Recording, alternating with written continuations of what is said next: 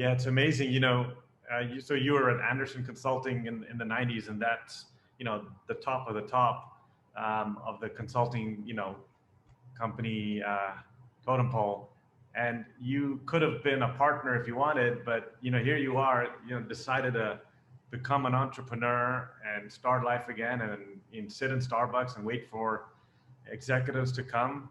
It's very not consulting partner like, I mean, sometimes. So I'm very interested to know what were the patterns, I guess, that you were displaying when you were in traditional enterprise culture, when that triggered you and to become an entrepreneur. It must have been a buildup, I'm guessing. Or I would say a few things. In retrospect, I don't think any of it was pre-planned, if I'm really honest about it. But number one, having a mom who is an entrepreneur, I think so much also about life is modeling behavior, which is why I try hard to do that with my kids.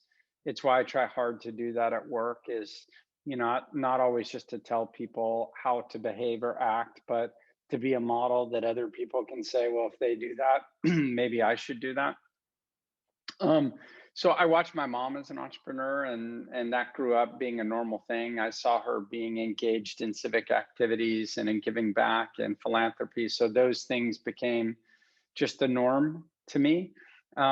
A lot of times when I would drive my kids to school in the morning, I would take work calls. Not always. I mean, I wanted to talk to my kids on the way to school, but I wasn't afraid to take work calls with them in the car because I wanted them to hear the conversations. I wanted them to hear what it was like, to have a conversation about debt or equity or hiring employees or firing employees.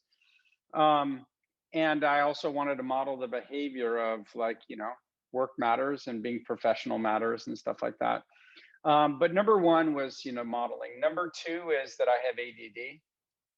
And I think, I didn't realize until I was 39 that I had ADD. But my assistant gave me a book called Delivered from Distraction. And she told me I had ADD, and I told her it wasn't possible because I was successful, and successful people didn't have ADD. And I come to learn that a lot of successful people do. And in the book, they give you kind of a quiz of what are people who have ADD like.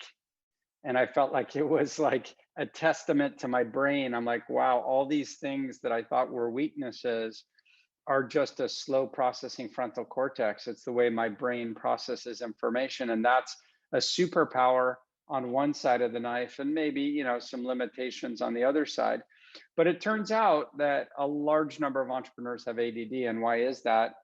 Because we tend not to do as well in a corporate structure. We tend not to do well with existing order and rules.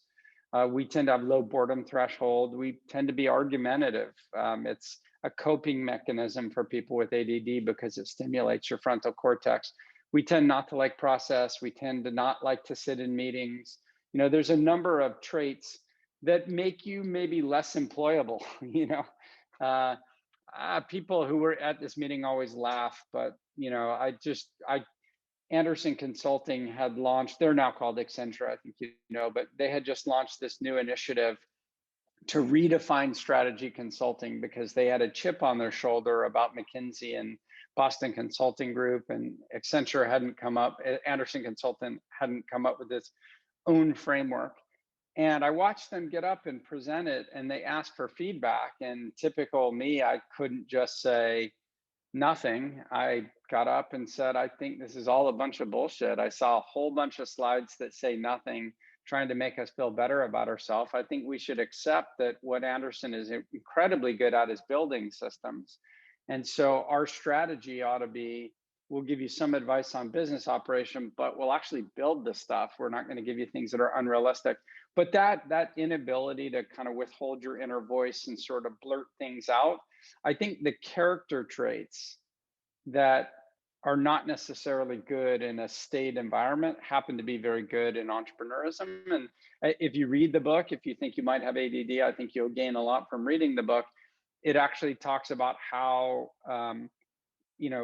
the fact that you're able to take more risk and tolerate more uncertainty are tied to how your brain is wired.